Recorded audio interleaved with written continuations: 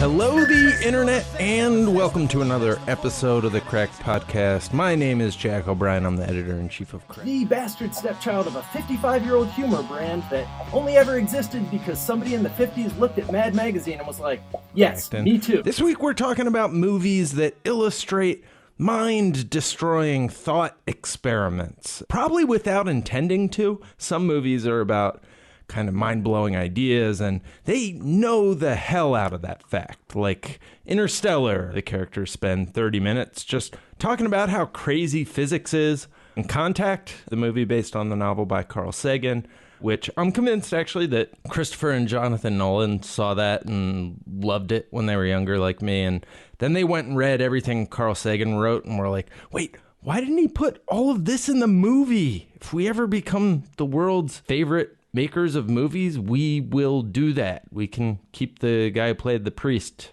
in Contact. He was handsome. I like to imagine them saying for some reason. But Contact and Interstellar are both chock full of interesting ideas, and we're talking about neither of them. Instead, we're talking about movies that we've spent so much time watching and thinking about that we noticed some plot holes in them, pretty standard movie fan behavior. But then we went and read books about philosophy and physics until we came up with reasons that those plot holes actually make sense. So Pulp Fiction. Bet you didn't think Pulp Fiction was about quantum physics.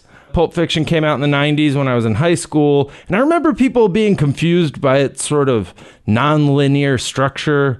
And a peer of mine, actually, at Lexington Catholic in Kentucky, saying it didn't make sense because a guy was dead and then he wasn't. And I don't want to blame that all on Kentucky. I think, it was the 90s, and if you'd never seen a movie that employed nonlinear storytelling and were kind of an idiot, you might think, hey, John Travolta's back from the dead? But I'd always, because of that, just automatically associated any confusion over the timeline kind of instinctually with dumb people. But over the past 7 years at Cracked, we've come up against this idea over and over again that Quentin Tarantino movies are actually exploring this idea of alternate parallel universes, all exploring the same alternate timeline, starting with Inglourious Basterds. We'll talk a little bit about what that alternate timeline is later in the conversation. But when I watched Pulp Fiction for like the 100th time with the idea of parallel universes in mind, I noticed something that broke my brain and made me think that maybe the stupid kid in Kentucky might have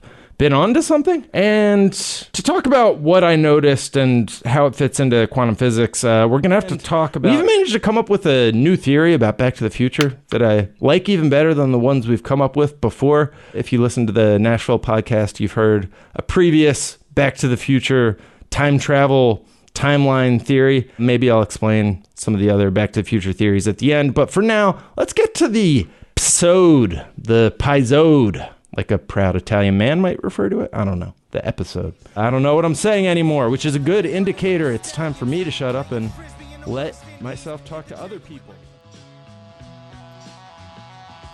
Hello, Jack. And thank you. My name is Kyle Stushnoff. I am a researcher at the University of British Columbia, and I am doing a narrative inquiry on your podcast.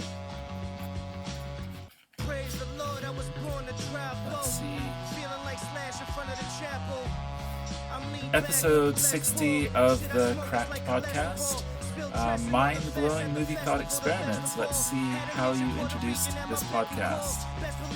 Last year, Christopher Nolan's Interstellar took advantage of some of the most up-to-date quantum theory we've got and wove in a story about space travel, time, and relativity. While that movie went out of its way to include actual science, others just happened upon quantum theory accidentally. Just take a screenshot of your write-up and we'll post it up. Cracked editors Jack O'Brien, Michael Swaim, and Soren Bowie. Or is it Bowie? It's never quite clear. The three of you have been doing podcasts for quite a while. This podcast, episode 60, was on January 12th, 2015, but it goes all the way back to August 19th, 2013. And it sounds like you started off, as Soren says, the three amigos. but you've had lots of hosts. It definitely plays to an audience of, I would say, 30 to 40-year-old North American males. You have some female co-hosts that come on and talk about things, but it's generally aimed for the people that researchers like Mark Prensky would call the net generation or digital natives. Now, of course, there's some question about what is a digital native, or are there such a thing as digital natives, but the people who grew up in the 80s and 90s when things like microwave ovens, video games, and DVDs were available. I was really excited when you mentioned Interstellar in your write-up, and of course you don't mention it a lot in your podcast. You mentioned some cool movies. I'm really excited to hear more about these Back to the Future theories that you feature on your website. I'll include some of them in the video that I'm making right now. And what I'm finding is that if there are such a thing as digital natives, these are the people that would have grown up watching movies, whether they were on VHS or more likely DVD and Blu-ray. And it's through these digital resources that we do get a better sense of quantum physics. You mentioned some in your book. I'm really excited to share some of your thoughts from here, as is Jack, one of the editors who madly put this book together. So back to Jack, and I'll come back a bit later to share some of my findings. I'm joined by my occasional co-host, writer, star, editor of many if not most cracked video, Mr. Michael Swain. Ahoy, hoy. And Soren.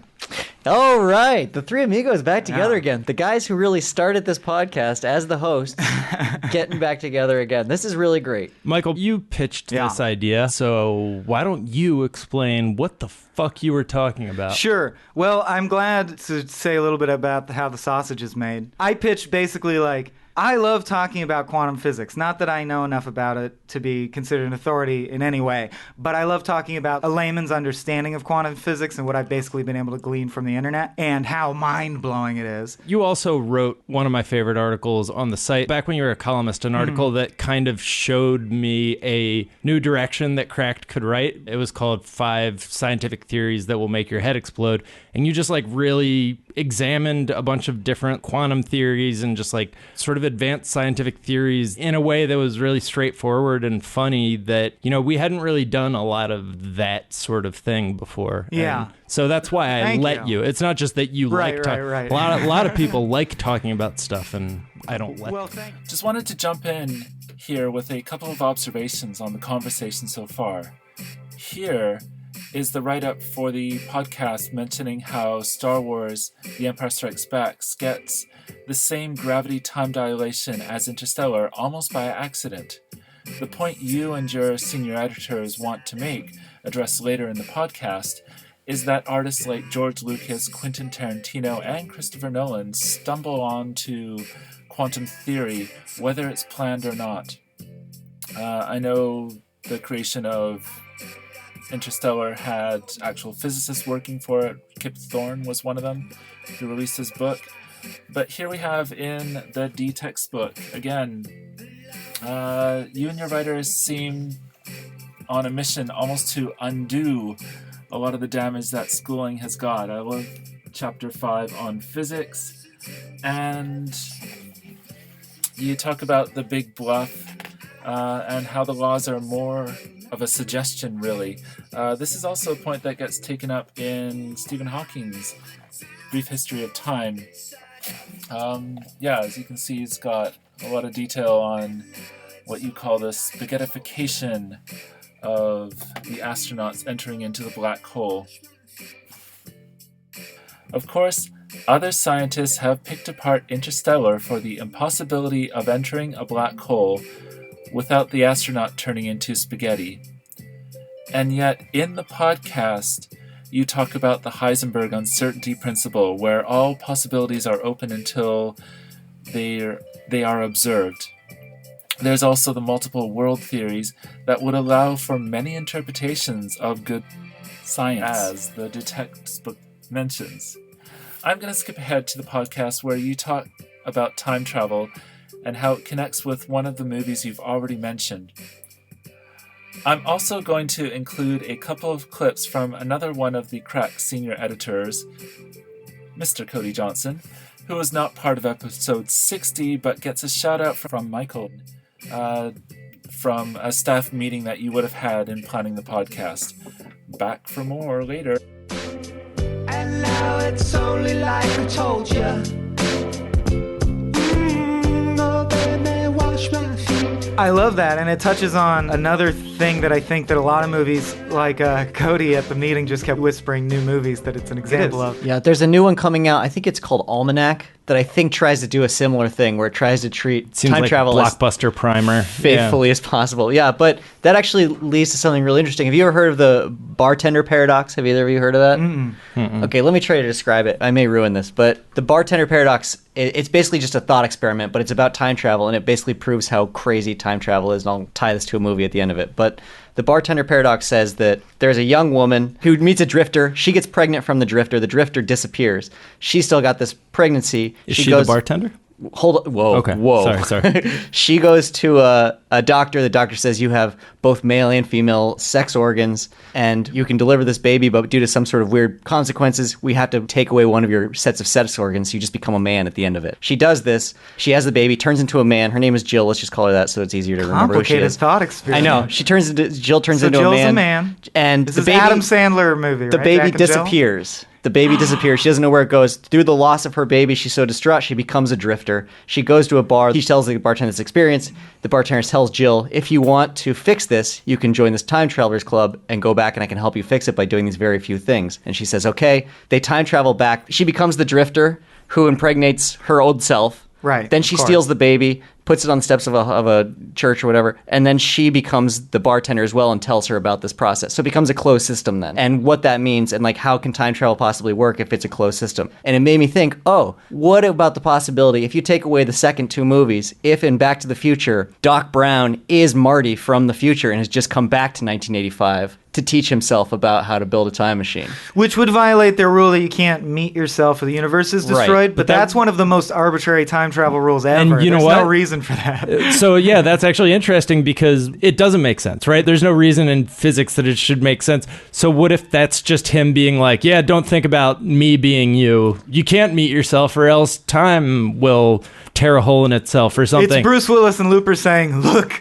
don't think about it. It's not important. Right. Yeah. Wiping it away. But, you look through that movie and Doc has no friends. He has nobody else that he's attached to in that world. You don't know that he's necessarily from 1985. If you're to trust, like, our actual timeline, you can't build a time machine in 1985. He built this thing in the future and then came back. So whether or not he's actually Marty, it doesn't matter. It's there still is- weird that he would come back and befriend this child. And for what reason? That actually really illuminates and supports a macro video that we ran recently or are yet to run about incredible foreshadowing that you didn't notice in movies. And one of them is in Back to the Future when he first meets Doc. There are knickknacks on his desk that represent all the major story beats of the film that are yet to happen, even though Doc in this timeline purports to not know the future or anything. And in our video, we were just like, who knows why? They just did that for fun. But that totally supports, like, well, because he's Marty, and he knows that part of Marty's life is Doc can't already just tell him what's going to happen. He has to go through it. That closed system paradox comes a lot. It's the same with Terminator 2, right? Wow, there are some amazing mind-blowing thoughts shared in the bartender paradox, and it is a testament toward the power of a narrative to make complexity more appealing. While Michael set the standard of discourse with his 2008 article, Soren brings to the microphone the stories that expand upon the theories and connect to familiar movies for those growing up in the home video and computer era. With the development of mobile internet devices, such stories add to the public body of knowledge. The author Douglas Adam describes human relations to technology through various ages where anything that's invented between when you're 15 and 35 is new and exciting and revolutionary, and you could probably get a career in it. So Jack and his co-hosts Michael and Soren are well established in their niche. Other parts of the podcast discuss the Flynn effect and artificial intelligence, seen as an increased creativity within a digital society. It extends way beyond the advent of computers, however. Both Finnegan's Wake and To the Lighthouse are examples of two novels created at a time when quantum physics was an emerging field of studies. While these early adapters to the wild new theory could be seen as exceptions to the Flynn effect, where average intelligence increases with each decade, the 1920s and 30s get called legally retarded by Jack, but here we have artists leading the way towards a new understanding of the unseen particles that make reality. Joyce's Finnegan Wake gets special mention here for inspiring physicist Murray Gell-Mann to name the subatomic particles quarks in 1964.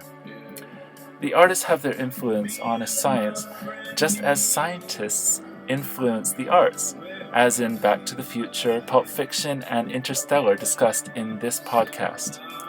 Even the talented writers and editors on the Cracked website create their digital and multimodal art through web design, articles, video, and of course, the weekly podcast. I'm going to jump ahead, hoping that any viewers of this video will be able to find the podcast and listen to the full episode, as well as some others. Also, listen for Jack's summary and his footnotes, where he lists off the music track listings. I will also give credit to the many video clips I used to fit into my research project, and thank you once again for listening to my report. Instead of thousands of drowned Hugh Jackmans, there are thousands of exploded, disintegrated Rich Martys blowing around the parking lot of the Lone Pines Mall across millions of alternate universes. That's the other theory. I like this one better. Doc is old Marty. It's a closed loop. Well done, Soren, I think his name was.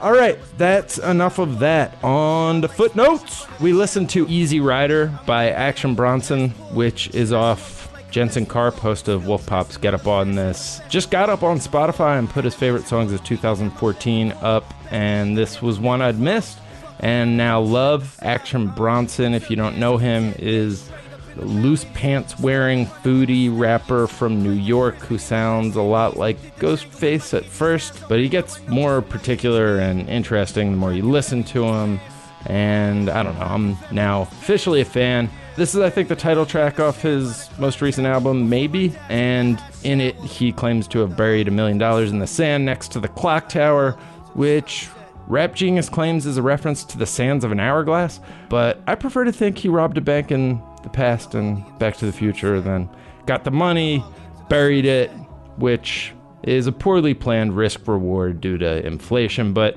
sounds like something that would happen in that trilogy. We listened to Inside Out by Spoon from the recent Spoon album called They Want My Soul, on the cover of which a woman's hand holds a suspended ball of light, which is something that they can do now. Scientists, they can just stop light with a woman's hand. And a spoon, I don't know. This was one of my favorite albums last year, and it's a great, pretty song, and it starts and repeats the line, "Time's Gone Inside Out," which felt appropriate for today's episode. We heard What That Was from Magical Clouds, which is one of my favorite musicians' bands. I don't know, it's like a guy and then his producer. But their music always felt a little low energy for what we do on this podcast. But I love this song, which didn't appear on their first album, so I wanted to make sure you guys heard it. They're called Magical Clouds, which, again, felt appropriate with all the talk of clouds of probability and how indistinguishable quantum physics is from magic.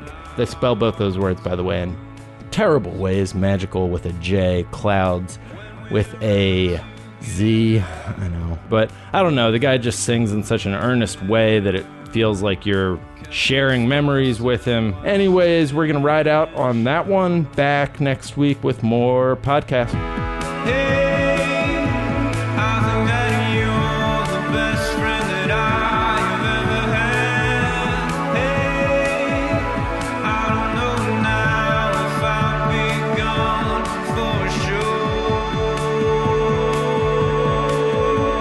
time. Me and my friend Neil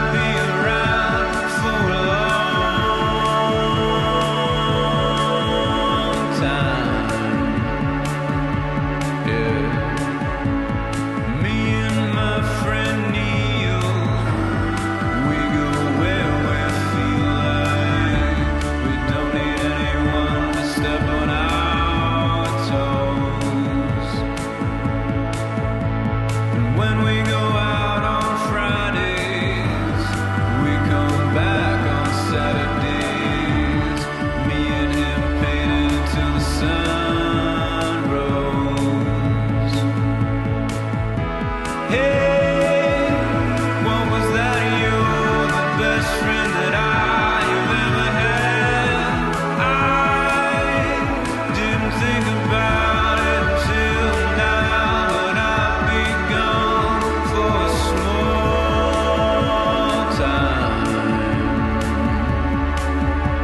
Yeah. Hey, are you guys still here? That was my Ferris Bueller ref. Hey guys, do something good for yourself in 2015 and sign up for a free 10-day trial to lynda.com by visiting lynda.com/cracked. Go ahead. I challenge you to learn something new in 2015.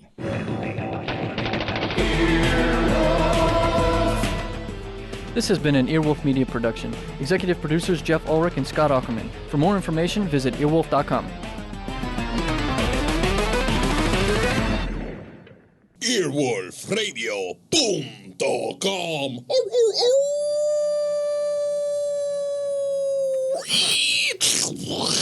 The wolf dead.